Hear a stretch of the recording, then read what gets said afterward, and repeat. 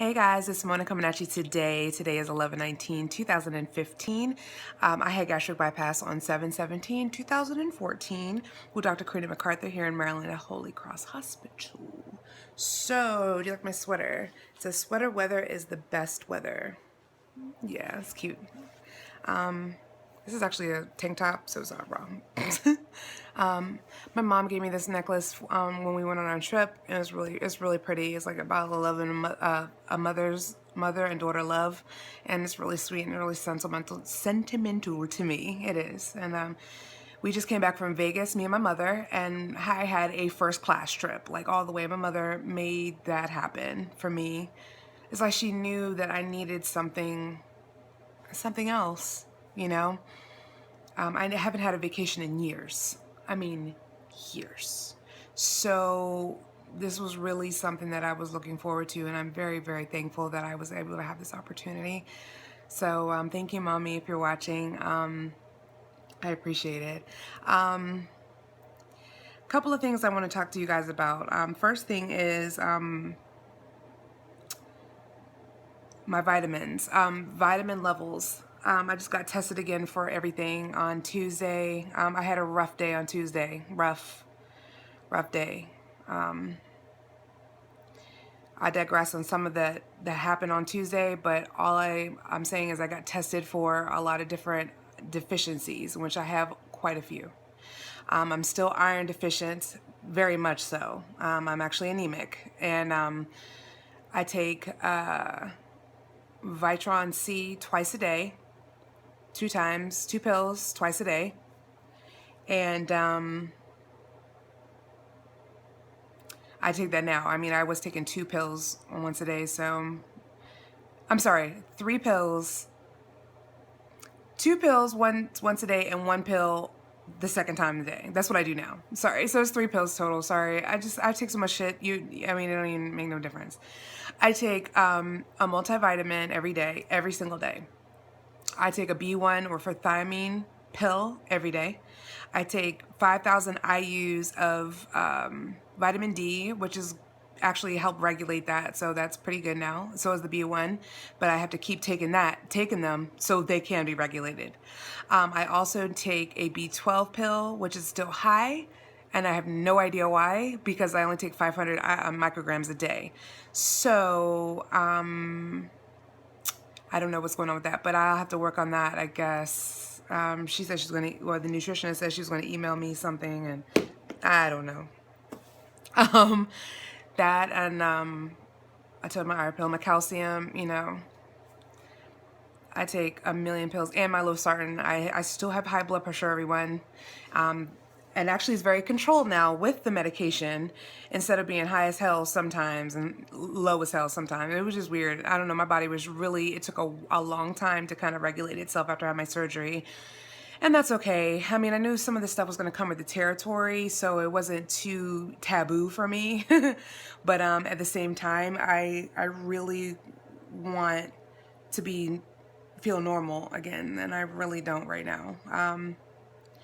So I'm going to have to start taking, and vitamin A is dangerously low. That's what they told me today. I was like, what? Like, it wasn't dangerously low 3 months ago when I took it, you know, and I haven't taken any, I've been taking my medicine every day. So I don't know. So I have to go get a vitamin A supplement and also take that as well. I asked the doctor if that has anything to do with some of the current issues that I have. He said no. He was like, no, vitamin A affects your vision. I said, oh, okay, well, that's great. I want to be able to see, so I will be taking that supplement. Yeah, I'll take whatever supplement they tell me to take. I mean, I knew, like I said, I knew this comes with the territory. When you have a gastric bypass especially, you do become vitamin deficient sometimes. So it is what it is. I'm okay with all of that. So basically, some of the current issues I have, you know, I have fibromyalgia. I know a couple of you already know that. Actually, most of you should know that by now. I think I talked about it in a few videos. I'm still exercising. I'm still walking my 5Ks. I'm still doing things. I'm not doing them as much as I did when I pushed in the beginning. And I missed those days because I felt like my energy was so much better, and whatever, but I'm just exhausted to a point where I can't anymore. So even if I can't, I still try, you know. So that's definitely been a struggle for me, and I'm trying to get that under control. I take medication for that, but that shit doesn't work half the time. So I'm kind of just out there bad guys, and I'll just be honest with you. So, let's see. Oh, so another reason why I may be iron deficient, like super iron deficient, is because, sorry, my nose, my allergies have been so shitty since I came back from Vegas. My allergies were terrible in Vegas. It's that dry air out there, that desert air. That, I mean, terrible. My skin was so dry. Everything was so bad. I was trying to drink a lot of water and everything to try to replenish. Oh my God, it was just a mess. So now I'm still trying to do that. So this may be TMI for some of you, but you know how I do on my channel. My hair's growing, guys. Look how much hair I have now. Anyway, October 14th, I came on my period. It was a the heaviest period that I've ever had. And I've had my period since I was 9 years old, guys. That's 26 years of having a period, a menstrual cycle. I've never had it that bad. You know, women, we always say, oh shit, it was the worst period ever. No, that shit was terrible. That was the worst period I've ever had, like, ever. I went through 4 to 5 super tampons, super plus tampons, the orange ones, in less than an hour and a half. And I was doing that every hour and a half for like almost 2 days. I wake up out of my sleep having to change my tampon. Nobody wants to hear that probably now, so I'm sorry, guys. But it's a big deal for me now because, all right, so basically when I went to the doctor the day after my period started on October 15th, it started on October the 14th, but I went on the 15th. They gave me medication to help stop my period. It's supposed to stop it all together.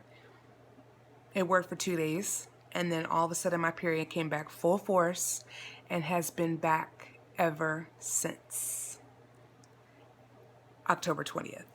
Today is the 19th of November.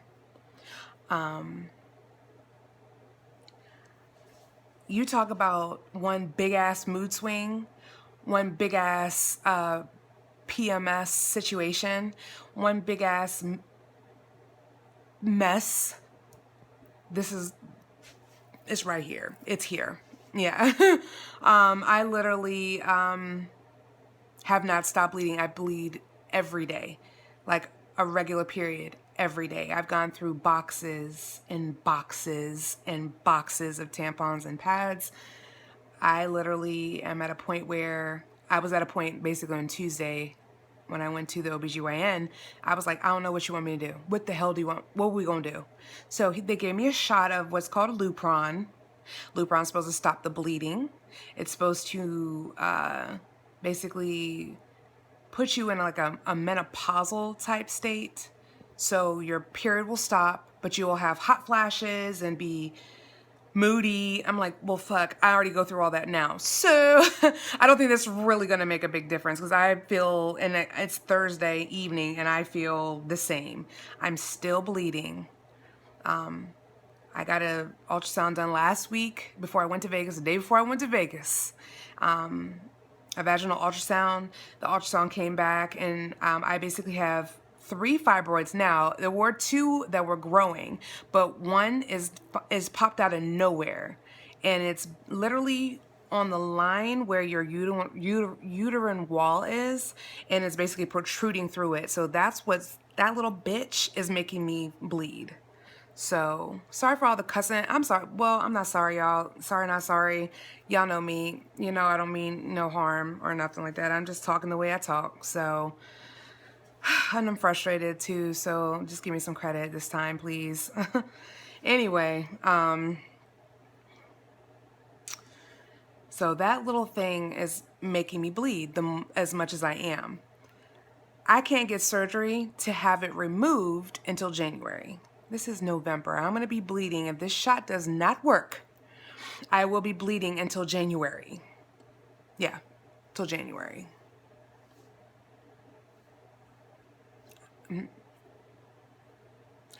I guess that's the luck of the draw.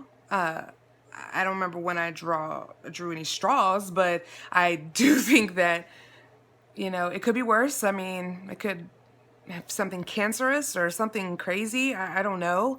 They said they're going to do a biopsy or something like that on one of the fibroids that I have. I don't know what the fuck that means, but I tell you what,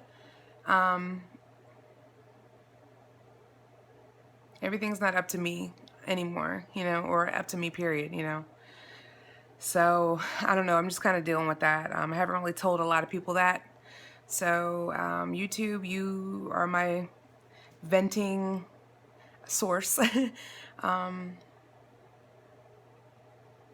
Sometimes I feel like I tell some people some of the things that are going on with me, and I really don't genuinely feel like they care. So I really don't say much anymore. I honestly feel like I'm a broken record, and I don't want to talk to some folks about it anymore anyway. So it is what it is, you know.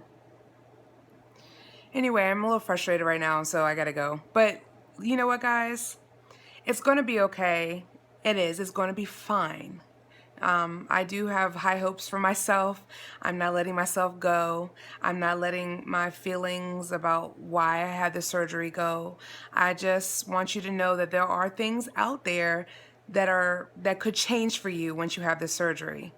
And I'm not the typical situation. You know, I wasn't even talking to a bariatric surgeon. He's like, yeah, this is definitely not normal. A normal thing for anyone that had surgery to basically go through. Usually women's periods get a lot better, less cramps, you know, no PCOS type symptoms, no cysts, no problems with birth control. I mean, you know, I guess maybe from what he's heard or whatever. That doesn't mean that everybody's not like that. But I guess the majority of people, a lot of things are in their favor. He has heard about the vitamin deficiency, so that's not anything new. But yeah, I just, and fibromyalgia definitely was not in the cards, you know. But I tell you what, obviously it was in the cards because it's happening. It wouldn't happen if it wasn't. So I guess I gotta just suck it up. Yeah, just suck it up and grin and bear it. Like I said, I won't be doing too many of these more so. I feel like I'm being negative, but I'm really not. I'm just kind of just trying to get it out there, guys. You know, everything is not a bed of roses all the time. And this surgery definitely is not a bed of roses all the time. Most of the time it is, though. It's pretty awesome. Especially when it stops you when you are on vacation and you feel like you can eat, or you're vulnerable to everything. You can do what you want to do. That thing is like, hey, you remember me when you got me on 7/17 last year? Yeah. I'm here to fuck you up because you clearly don't know what you're talking about or know what you're doing. I mean, it really is like that. Like, it saves your life, you know. And I don't like testing my limits, but sometimes you don't think about it. Like I said, I'm on vacation. I wasn't even thinking about that shit, you know. I'm like, oh, I'm just eating this quesadilla. Da, da, da. That one bite of that quesadilla was like, hello, hey girl, remember me? Yeah, like one of those things. So anyway, I'm kind of ranting now. So I love you guys. Stay strong. Keep drinking your protein. Go to Overeaters Anonymous meetings if you need to. If you feel like you're an overeater, go online for resources and tools. You know, hit somebody up. Do what you got to do so we can battle this thing together. Because I tell you what, this is not a game. This shit is not a game. It's real out here in these streets, in these weight loss surgery streets. Okay? It's real out here in this weight loss journey streets, period. So if you have any questions or anything, hit me up. It's going to be all right. I think that as I make this video a little bit long, it's really long, but I'm sorry, but I had a lot to say this time. So anyway, guys, you have a great day, and I will talk to you very soon. Bye.